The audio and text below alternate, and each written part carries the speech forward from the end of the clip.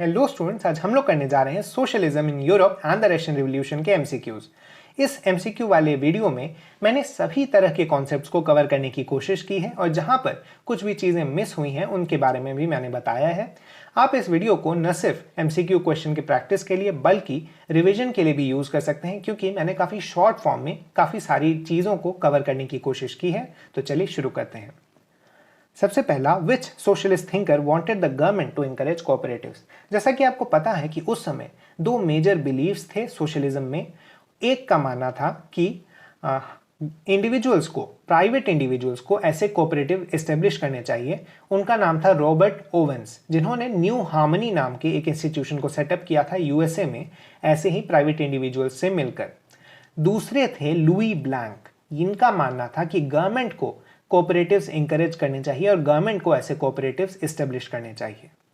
दूसरा है कि which party was set up in France as the socialist idea spread through Europe. तो socialist party France में establish की गई थी। जर्मनी और ब्रिटेन में भी ऐसी पार्टीज एस्टेब्लिश की थी और इनके बारे में हम लोग आगे के क्वेश्चंस में देखेंगे। When was the Paris Commune held? तो इसका आंसर है 1871। यहाँ पर आप देख सकते हैं कि काफ़ी कंफ्यूजिंग डेट्स आपको देने की कोशिश की गई है। 1789 में, जैसा कि आपको याद है, फ्रेंच रिवॉल्यूशन हुआ था। 1919 में असली रशियन रिवॉल्यूशन हुआ था और 1848 में आप लोग आगे पढ़ेंगे कि कैसे लिबरल्स का रिवॉल्यूशन हुआ था। आप क्लास 10th में पढ़ेंगे इसके बारे में। तो यहाँ पर आप देख सकते हैं कि किस तरह से काफ़ी कंफ्यूजिंग डेट्स देकर आपको फंसाने की कोशिश की जा सकती है ऐसे एमसीक्यू एग्जाम्स में। अगला है, what was the commune of Soviet of Russian pageants called. तो इसका आंसर है मिर। उनके जो कम्युनिटी थी, जो उनका ग्रुप था, उसे मिर कहा जाता था। Who was the leader of the Mensheviks. तो इसका आंसर है अलेक्जेंडर केरेंस्की। जैसा हम लोग जानते हैं कि रशियन रिवॉल्यूशन के टाइम रशिया में दो मेजर ग्रुप्स थे सोशलिस्ट्स के, जिनका नाम था मेंशेविक्स या और बॉल्शेविक्स। मेंशेविक्स थोड़े लिबरल टाइप के थे, वो लोग सभी लोगों को एंट्री देना चाहते थे अपने पार्टी में। उन्हीं के लीडर थे ये अलेक्जेंडर केरेंस्की। और बॉल्शेविक्स बहुत स्ट्रिक्ट थे और वो लोग अपने पार्टी के जो मेंबर्स थे उन्हें काफ़ी कंट्रोल में रखना चाहते थे और उनका जो लीडर था उनका नाम था व्लादिमीर लेनिन। व्लादिमीर लेनिन ही आगे चलकर सोवियत यूनियन के या फिर रशिया के उस समय के प्रेसिडेंट बने थे, चेयरमैन बने थे। What was the Russian parliament called? तो इसका आंसर है डूमा।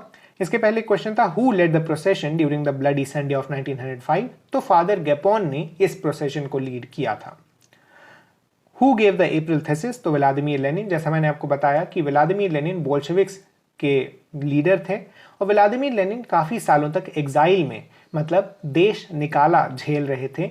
और फरवरी रिवॉल्यूशन के बाद जब जार की गवर्नमेंट को हटा दिया गया था, उसके बाद लेनिन वापस रशिया आए थे और उन्होंने अप्रैल थीसिस के रूप में 3 पॉइंट्स कहा था और इन 3 डिमांड्स को फुलफिल करने के लिए ही लोगों ने इनका सपोर्ट किया था एक गवर्नमेंट को फॉर्म करने में।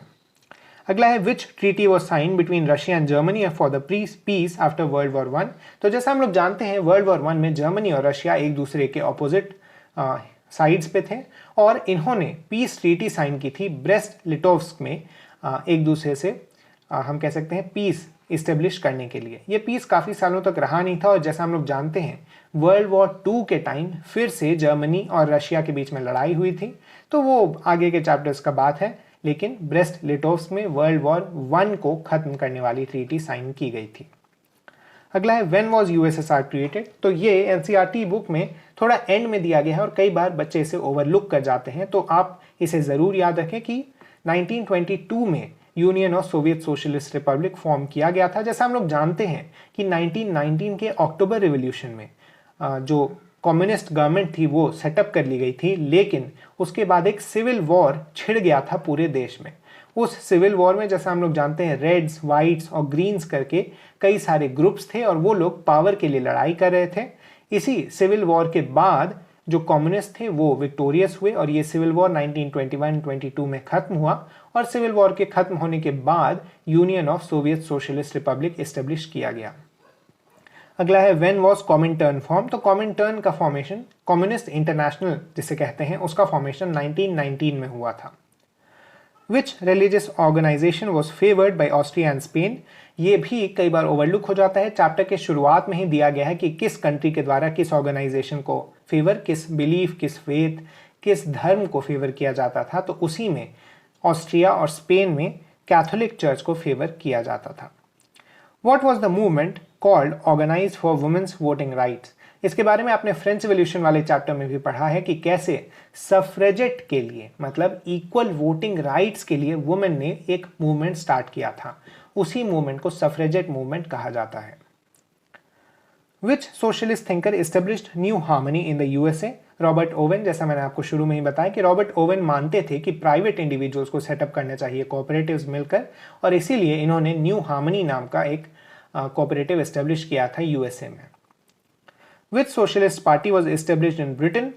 शुरुआत में भी मैंने आपसे क्वेश्चन पूछा था कि फ्रांस में कौन सी सोशलिस्ट पार्टी एस्टेब्लिश की गई थी, तो उसी से रिलेटेड ये क्वेश्चन है कि which socialist party was established in Britain, तो लेबर पार्टी।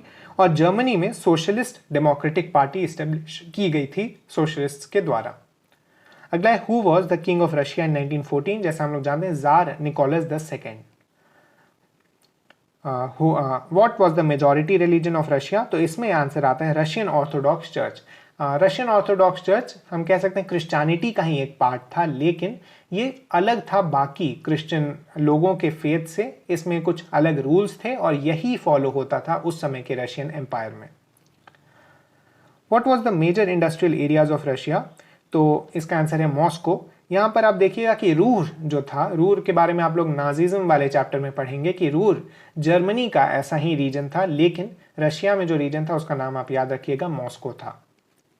अगला है who were the aristocrats among workers? तो मेटल वर्कर्स को कहा जाता था कि वो एरिस्टोक्रेट्स हैं, मतलब मेटल वर्कर्स जो थे वो बाकी वर्कर्स के बीच में भी काफ़ी पावरफुल थे, काफ़ी इंपॉर्टेंट पोजीशन होल्ड करते थे सोसाइटी में। Who were the Jadidists? तो जाडिडिस्ट इस्लामिक रिफॉर्मर्स थे जो कि रशियन एम्पायर के अंदर रहते थे। अगला है who was the Zarina of Russia? तो जरीना अलेक्जेंड्रा, मतलब जो जार थे निकोलस द सेकेंड, उनकी वाइफ थी Alexandra. What was the Russian imperial army popularly called? तो रशियन स्ट्रीम रोलर कहा जाता था रशियन आर्मी को। ये क्वेश्चन हिडन है काफ़ी ज़्यादा। आप देखेंगे कि रशियन आर्मी का एक पिक्चर दिया हुआ है, उसके नीचे एक वाइट बॉक्स में बंद करके दिया गया है कि रशियन इंपीरियल आर्मी को the stream roller of Russia कहा जाता था, या फिर रशियन स्ट्रीम रोलर कहा जाता था। और ये आर्मी इसलिए इस नाम से फेमस थी क्योंकि ये काफ़ी बड़ी आर्मी थी। इस आर्मी को हराना मुश्किल था क्योंकि इसकी न्यूमेरिकल स्ट्रेंथ, मतलब कितने लोग लड़ रहे थे इनकी तरफ से, वो काफ़ी ज़्यादा था और इसीलिए इसे स्टीम रोलर कहा जाता था। What was the capital of Russia before 1917? तो इसका आंसर है पेट्रोग्राड या फिर Saint Petersburg. When was the Russian monarchy brought down? तो फरवरी 1917 में, जैसा हम लोग जानते हैं फरवरी रिवॉल्यूशन जो हुआ था उसके बाद रशियन जार जो थे निकोलस II वो एब्डिकेट कर दिए थे और उनकी मोनार्की को ख़त्म कर दिया गया था। इसी के साथ ये वीडियो ख़त्म हुआ। आगे भी ऐसे वीडियोज़ आते रहेंगे नेक्स्ट फ्राइडे। Thank you.